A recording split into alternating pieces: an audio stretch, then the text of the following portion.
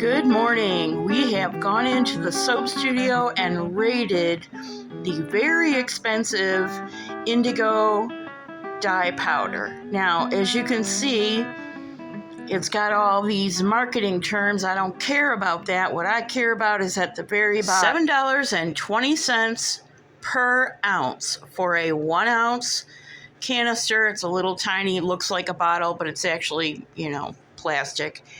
And you also have to factor in shipping. So it's more like, $8, $9, $10 an ounce. Into my dipping vat, I put 2 gallons of water plus 1 cup of gelatin for sizing. I'm experimenting with this.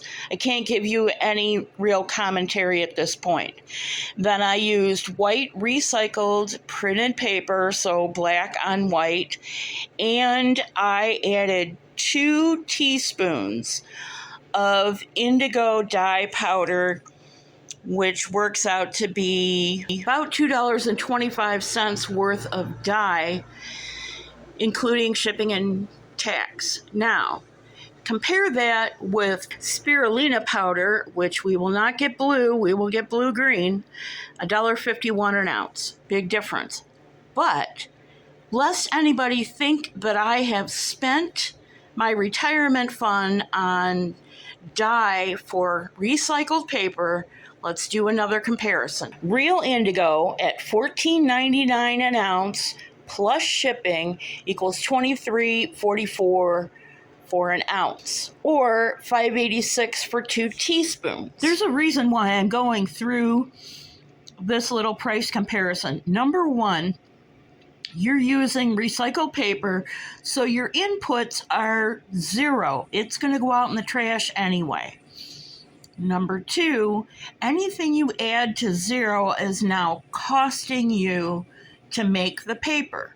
Your water, your dyes if you're going to use them, your sizing, or any other additives, including those little cotton balls from last week, all adds to the cost of making recycled paper. Second reason I'm going through this is for safety reasons.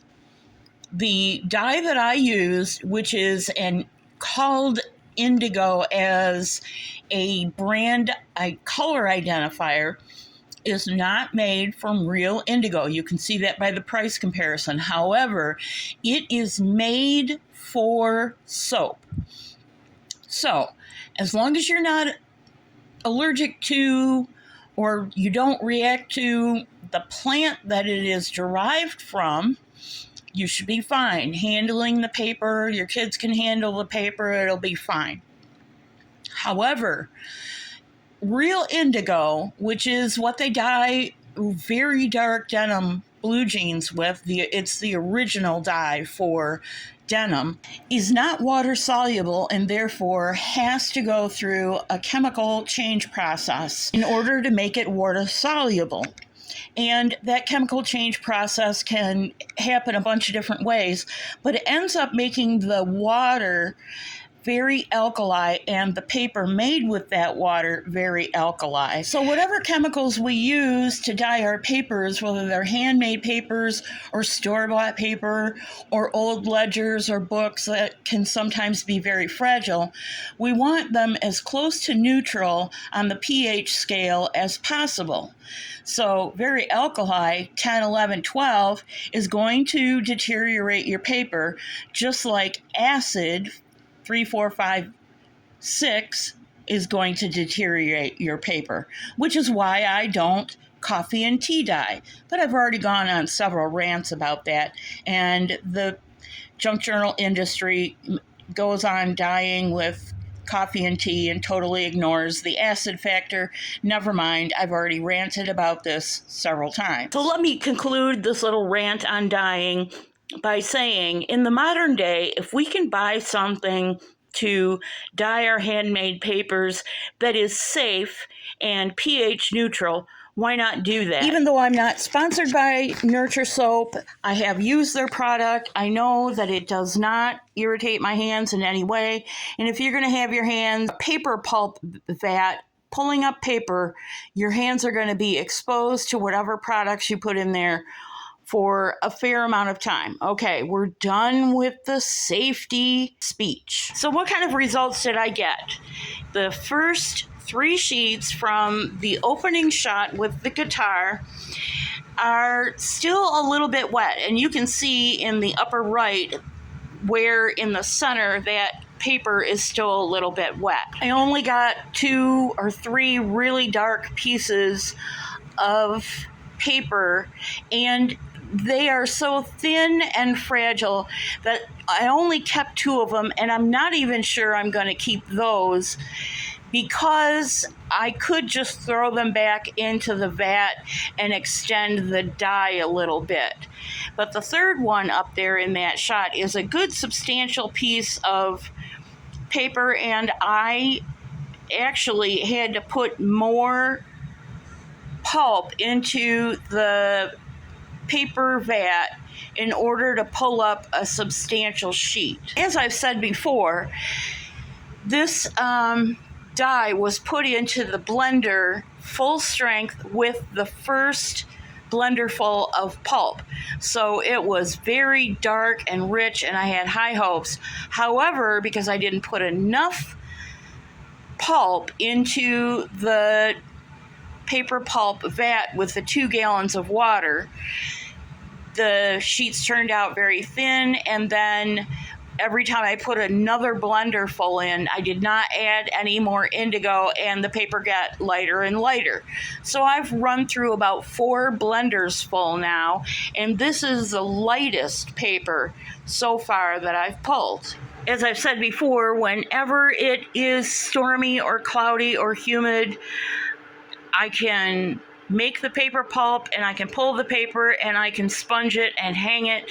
But in reality, I have to wait for a sunny, warm day for the paper to actually dry fully. And my paper has been drying for about 36 hours. It's still damp, and it's bright sunshine out, although we have storms coming in again this week. I want you to notice something in this shot of the pulp vat. Again, how the pulp has settled to the bottom, and on top is water. And you might say to me, alpacamade, that water looks kind of dirty. And guess what? It is. It's the particulate from black laser print powder or ink or whatever you want to call it. It will get chewed up in the paper shredder and loosened up, and then that, even when you know, it'll get mixed up into the paper pulp in your blender, but then as the pulp settles down, that dirty water is on the top. If you want to like really get as crystal clear color as possible, my suggestion to you is soak your paper overnight and pour. Some of that water will get dirty. Pour that water off, replace it with fresh, clean water, and it will reduce that, dingy appearance a lot. Someone is bound to ask me why we can't use food coloring, and I answered this a couple weeks ago because one of my old subscribers asked me the same question. So I did an experiment where I put in blue food coloring, and as you can see, blue food coloring tints the water, but it does virtually nothing for the actual paper. The paper, some of it came out sort of a deeper shade of ice blue, so it's hard to tell which is gray and which is blue or undyed in my little folio. Here's the whole range of color that I ended up with. And here's a piece of craft paper for some color comparison variation. You can see that once I added more pulp to the vat, my paper got thicker. And you can see here in these 2 sheets, let me move this. These 2 sheets are pretty thin. This one is very thin. Also, I'd like to point out, just for fun, that the great state of Minnesota showed up, more or less. Makes me wonder if maybe my relatives are trying to get a hold of me somehow. I don't know, just being silly. That's it for today's broadcast as far as dyeing blue paper. If you are interested in seeing a demonstration of how to dip your mold and decal and pull up paper and then turn it out onto couching sheet,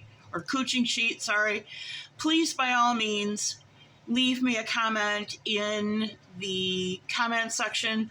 I have not done it yet because it's kind of hit and miss, the interest in the paper dyeing part of what I'm putting into junk journals.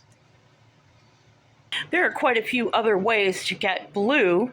Red cabbage, some people have reported getting blue paper or blue fabric from using red cabbage. And I think the trick to that is adding some baking soda to make it more alkali, but not a whole lot. Remember what both extremes do, either alkali or acid, deteriorate your paper. There's also re-inkers like Ranger inks or other commercial inks. I have not tried them, and I prefer to keep them for either re-inking my pads or for using them in a spray bottle to make mock alcohol ink, because re-inkers are expensive when you factor in, just like we factored in the powdered dye. There's also paint pigments that you can buy to mix your own paint colors, and I have no idea what the cost breakdown is for that, but it would be interesting to try watercolor paint palette blocks from Children's Watercolors. $1 a palette, throw in 5 or 6 or maybe even 8 of those little blocks, let them dissolve, put that into your paper vat and see what happens. If you decide to dye your own paper, especially your own handmade paper, please tag me or use the @alpacamade sign and let me know that you've done some dyeing so I can see your video or your community post or your screenshots or what have you. Keeping in mind that dyeing paper pulp is different than dyeing copy paper, envelopes, book pages, anything that's already been processed. Thanks for joining me. Comments, questions, and concerns can be put in the comment box below. God bless you. I hope to see you real soon.